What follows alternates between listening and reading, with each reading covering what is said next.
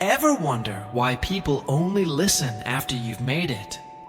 Why your mistakes are ignored until success turns them into wisdom? What if I told you every failure could become a stepping stone if you refuse to quit? Here's the truth. I've lived that silence. I've felt that dismissal. And I've also seen what happens when you push through it. I believe this with everything in me. When you succeed, every mistake becomes legendary. It's almost magical.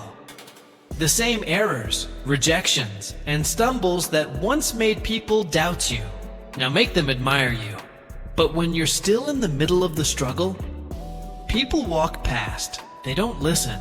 They assume you're just another failure. That's the harsh truth. Everyone has a story full of struggle, but no one cares about that story unless it ends in triumph. Then suddenly they say, "Wow, you're amazing." But let me be honest with you. I'm not amazing. I wasn't born with genius or luck or money. I didn't have an elite education. I came from a modest family in a small city. Just a regular boy with regular problems. Sure, I tried to study hard, but my school wasn't good. My scores weren't impressive. I failed over and over again. I couldn't get into a good university. I couldn't land a job. I faced rejection after rejection. I chased after opportunity like chasing wild geese, always just out of reach. But one thing kept me going. I never gave up. Never. And that's the first and most powerful lesson I can share with you. Don't give up just because your opportunity hasn't arrived yet. It's still coming, but it only shows up for those who are still standing when it finally knocks. Most people expect life to be fair. They expect others to help them, to hand them a chance. But here's something I had to learn the hard way. No one owes you anything. You don't get helped because you exist. You get helped because you earn it. Earn trust. Earn opportunity. Earn belief. That's how the world really works. When I was younger, I used to complain too. I would think, Bill Gates took all the chances. Larry Ellison already launched the big ideas. IBM owns everything. I truly believed that the best paths had already been taken, that there was no room left for people like me. But I was wrong. The problem wasn't the lack of opportunity. The problem was where I was aiming. I was aiming too high, too far, too big. Chasing things that were beyond my reach while ignoring the needs of the people right in front of me.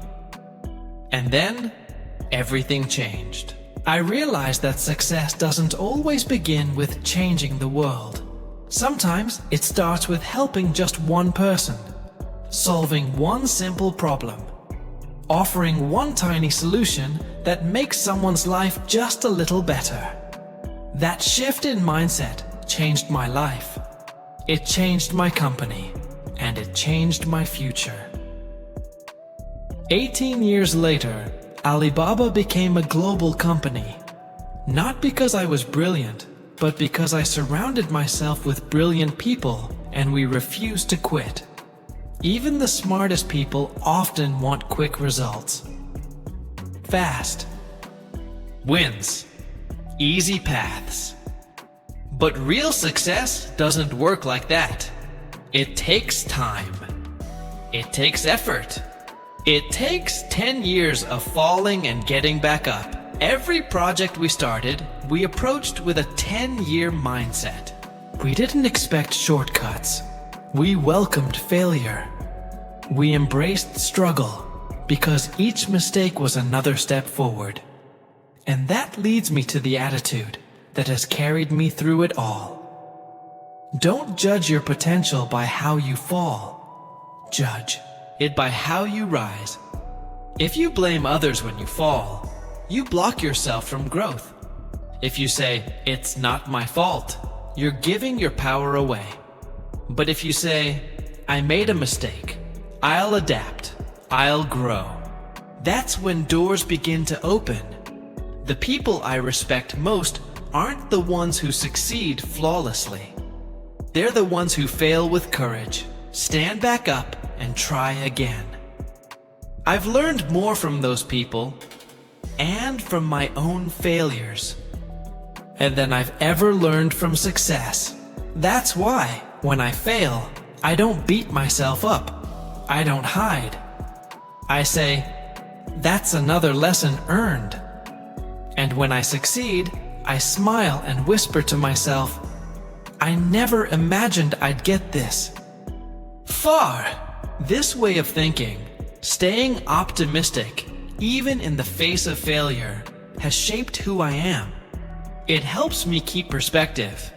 It keeps me grounded. It keeps me learning. Even today, with all our experience and resources, my team and I still make bad decisions almost every day. We think something's brilliant, only to learn it was foolish. But we don't quit. We adjust. We reflect. We try again.